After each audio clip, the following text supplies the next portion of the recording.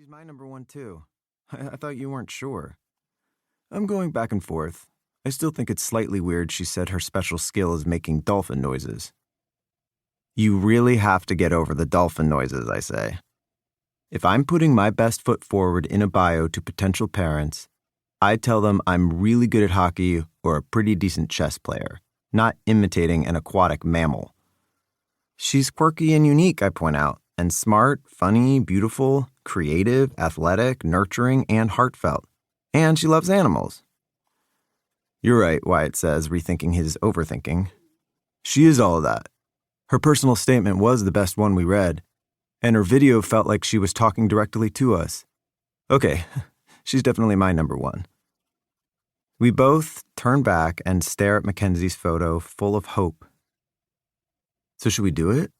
Should we finally pull the trigger on, I make exaggerated air quotes, Mackenzie?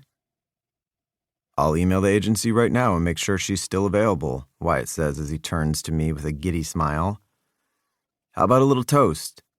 I feel like finally deciding on an egg donor should be a mini celebration. I'll break out some champagne, I say, walking into the kitchen and grabbing 2 glasses.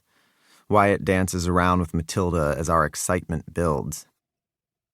I've always wanted to have a baby. Coming from a big Italian family of 5 older sisters, I've wanted to recreate what I had growing up. Starting a family is one of the first things Wyatt and I bonded over when we met. Both of us want to have a kid or 3 before we enter the wrong side of 30. We want family dinners and backyard barbecues and smiley-face pancakes and pepperoni pizza parties. We want water slide parks and camping and games and museums and bowling and trekking through canyons. We want graduations and birthday parties and sleepovers. We want laughter and music and dancing and funny impressions. We want watching a movie when it rains and falling into a pile of leaves and baking a chocolate cake for no reason. Wyatt and I have endless conversations about all the things we want to do and how we can't wait to share our love with our future kids. So why, all of a sudden, as Wyatt and I toast to this momentous occasion, as we slowly move another inch closer to actually having a baby, am I completely and totally freaking out?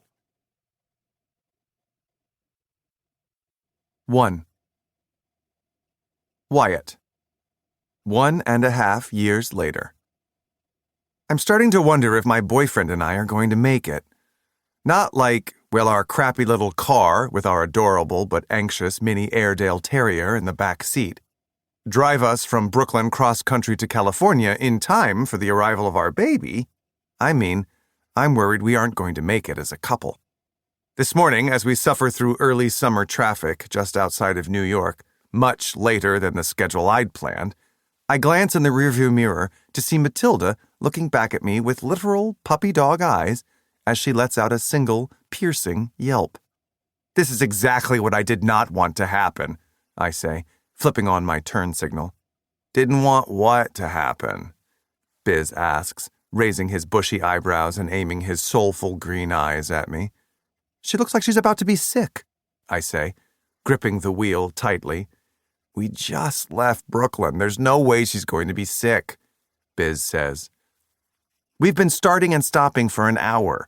Even I'm feeling a little barfy. If we'd left at the time I wanted, we would have avoided all this traffic. I'm sorry I made us 5 minutes late. 20 minutes, I correct him. You're cute when you're stressed, but... Biz turns to look at Matilda moving in circles around her bed. Don't freak out yet. She's just trying to get comfortable. The cars in front of us finally start to crawl, so I weave us toward an exit ramp. Where are we going?